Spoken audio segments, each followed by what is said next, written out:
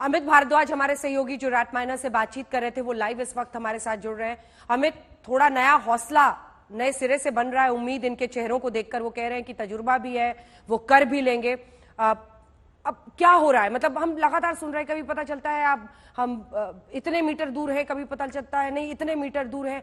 स्थिति क्या है? एक सही तस्वीर दीजिए और रियलिस्टिकली कब तक हम माने कि कोई बड़ा ब्रेक थ्रू हो सकता है हमें? अर्चना, देखिए, पहली जो आपने बात मेंशन की, ये बड़ी इंपॉर्टेंट बात थी। रैट माइनस से जब मैं बात कर रहा था तो उन्होंने एक बात कही कि देखिए, अंदर जो लोग हैं वो हमारे ही कम्युनिटी के लोग हैं, वो भी मजदूर हैं, हम भी मजदूर हैं, और कल को हम भी फंस जाएंगे ऐसे तो यही लोग हमें बचा के निकालेंगे। तो इस तरह का कॉन्फिडेंस आपको देखने को मिल रहा है, कमराडरी देखने को मिल रहा है। अब जो दूसरा सवाल है कि कब तक बाहर निकलेंगे, किस स्पीड पे बाहर निकलेंगे, संभवतः इस वक्त किसी भी एक्सपर्ट के पास इस बात का जवाब नहीं है।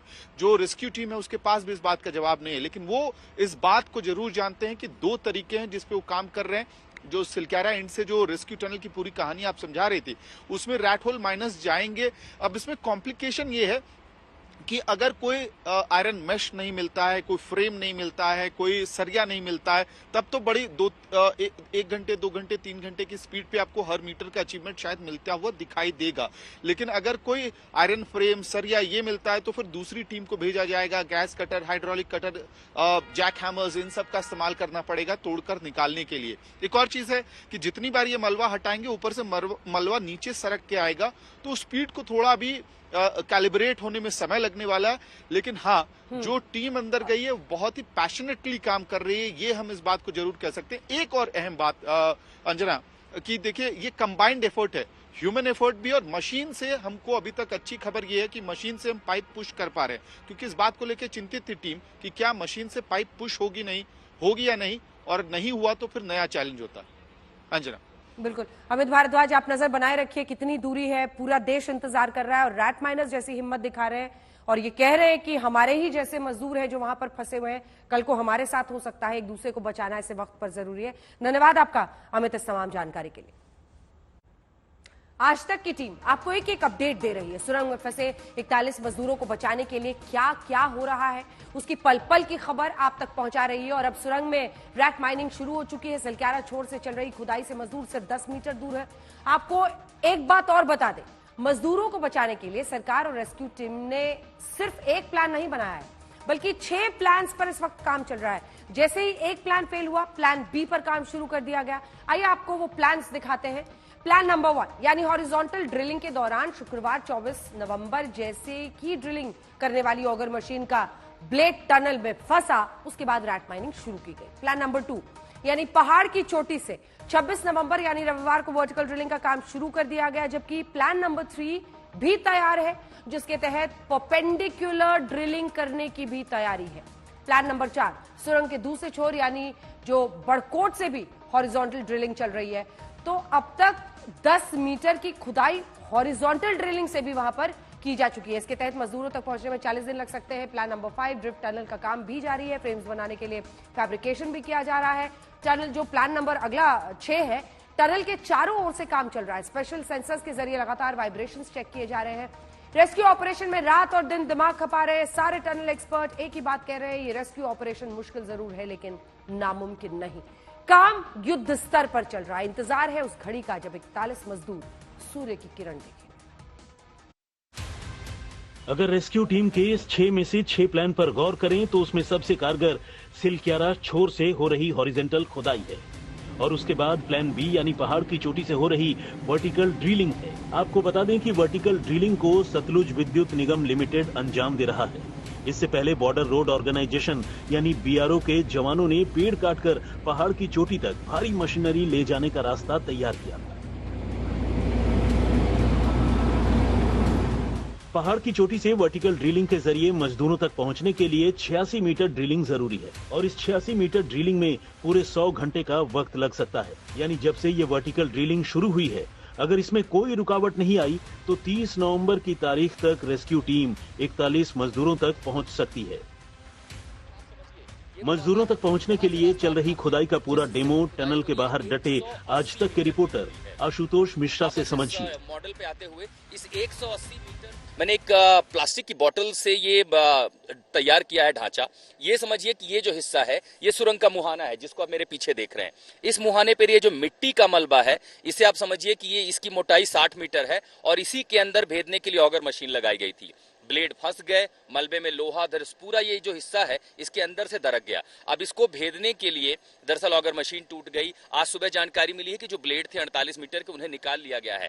अब इसके भीतर 48.9 मीटर का पाइप अंदर है पहले से, यानी 10 मीटर की दूरी तय करनी है। रैट माइनर कहते हैं जो कोयले की खदानों में काम करते हैं, उनकी एक्सपर्टीज होती है हर तरह की चीजों को काट देना। विशेष कंपनी से 11 लोगों की टीम आई है। वो इसके अंदर 3 लोग घुसेंगे, एक आगे काटेगा, दूसरा सपोर्ट देगा, तीसरा मलबा निकालेगा और वो 6-6 घंटे की पारी में काम करेंगे। धीरे धीरे धीरे करके वो आगे मलबा, पाइप के आगे जो भी आएगा, सरिया आया, कोई धातु आई, पत्थर आया, मिट्टी आया, उसे काट देंगे। जैसे काटेंगे ऑगर मशीन पर पाइप लगी हुई है, वो पाइप को पुश करेगी। पहले 10 सेंटीमीटर, ऐसे करके 1 metre, 2 feet, 3 feet, 4 feet, 5 feet. ये थोड़ा टाइम टेकिंग हो सकता है, लेकिन धीरे धीरे पाइप आगे जाएगी और जब ये हो जाएगा एनडीआरएफ के लोग अंदर जाएंगे, उन्हें निकाल लाएंगे स्ट्रेचर पर। दूसरा जो प्लान है वो ये है वर्टिकल ड्रिलिंग का, जिसके बारे में आपको बताया कि जहां पर मजदूर फंसे हैं उनसे थोड़ी ही दूरी पर ये कोशिश की जा रही है कि सुरंग के ऊपर की सतह से नीचे जाएं और फिर वहां उन्हें निकाल लिया जाए। 12 नवंबर सुबह 4 बजे मलबा गिरा और 41 मजदूर फंस गए। 13 नवंबर 25 मीटर तक मिट्टी के अंदर पाइपलाइन डाली जाने लगी। 14 नवंबर टनल में लगातार मिट्टी धंसने से नॉर्वे और थाईलैंड के एक्सपर्ट से सलाह ली गई।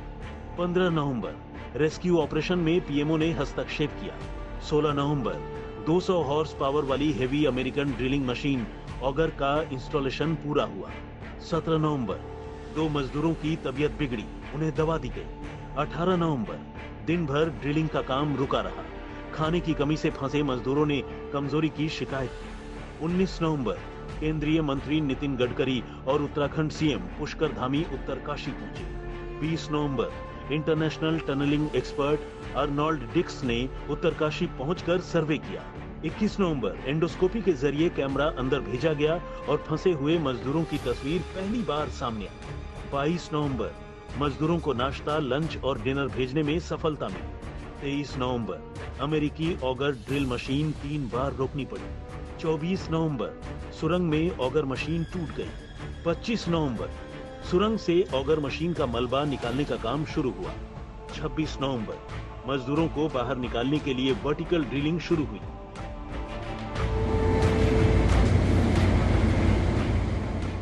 एक तरफ तो बार बार ऑपरेशन में रुकावटें आ रही हैं, एक एक पल भारी पड़ रहा है। सुरंग में फंसे मजदूरों को बचाने के लिए हर मुमकिन कोशिश की जा रही है। ऊपर से कुदरत भी अब मुश्किलें बढ़ाने के मूड में आ गई। उत्तरकाशी में अब जो मुसीबत सामने आने वाली है वो कुदरती है, क्योंकि उत्तरकाशी में बारिश बर्फबारी की संभावना जताई जा रही है। अगर ऐसा होता है तो फिर मजदूरों के लिए ये किसी मुसीबत से कम नहीं है, साथ ही रेस्क्यू टीम के लिए भी ये किसी चुनौती से कम नहीं है। एक मीटरोलॉजिकल रिपोर्ट के मुताबिक अभी एक येलो अलर्ट है आईएमडी से, जिसके मतलब एक लाइट रेन, थोड़ी धीमी बारिश वहां पर हो सकती है अगले 24 से 48 घंटे में। बट इसका कोई अंदेशा ऐसा नहीं है कि इससे काम पर किसी तरह की बाधा पड़ेगी। उत्तरकाशी में मौसम विभाग ने येलो अलर्ट जारी किया है। मौसम विभाग की माने तो उत्तरकाशी के साथ साथ चमोली, रुद्रप्रयाग और पिथौरागढ़ में बारिश और बर्फबारी का येलो अलर्ट जारी किया गया है। 12 नवंबर से सुरंग में फंसे 41 मजदूरों को बचाने में जुटी रेस्क्यू टीम के लिए अब एक एक दिन भारी होने वाला है। अमित भारद्वाज और आशुतोष मिश्रा के साथ ओंकार बहुगुणा, उत्तरकाशी, आज तक। तो आपने देखा किस तरह से उत्तरकाशी में रेस्क्यू टीम के सामने चैलेंज ही चैलेंज है, लेकिन कहते हैं ना, हिम्मत है तो मदद भी आ ही जाती है। हौसला बढ़ाने के लिए राज्य सरकार से लेकर केंद्र सरकार तक साथ खड़ी है। मजदूरों को बचाने के लिए जद्दोजहद के बीच प्रधानमंत्री मोदी के प्रधान सचिव पीके मिश्रा ने टनल के अंदर फंसे मजदूरों से बातचीत की है। बता दें कि केंद्र सरकार की ओर से आज एक टीम उत्तरकाशी पहुंची, जिसमें जो रेस्क्यू ऑपरेशन है उसका जायजा लिया जा रहा है। आइए आपको सुनाते हैं पीके मिश्रा और मजदूरों के बीच हुई बातचीत। आप लोग कैसे हैं? हाँ, आप लोग सब ठीक है? किसी की कोई तबीयत की कोई प्रॉब्लम नहीं है? खाना मिल रहा है?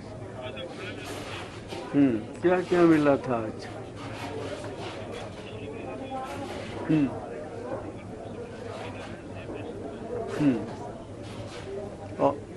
और कुछ राइस ये सब मिलता था?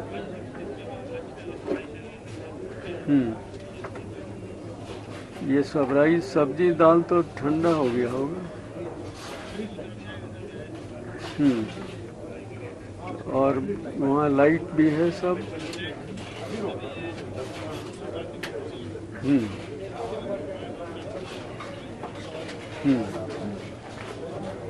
और अभी आज तो हम आए हैं, मैं आया हूँ प्राइम मिनिस्टर ऑफिस से, होम सेक्रेटरी साहब भी आए हैं। सब लोग काफ़ी मेहनत कर रहे हैं। जितने जल्दी आप लोगों को निकाला जा सकता है कोशिश सब कर रहे हैं। तो बहुत जल्दी तो हो जाएगा, तो सक्सेसफुल लगता है। तो आप लोग थोड़ा पेशेंस रखिए।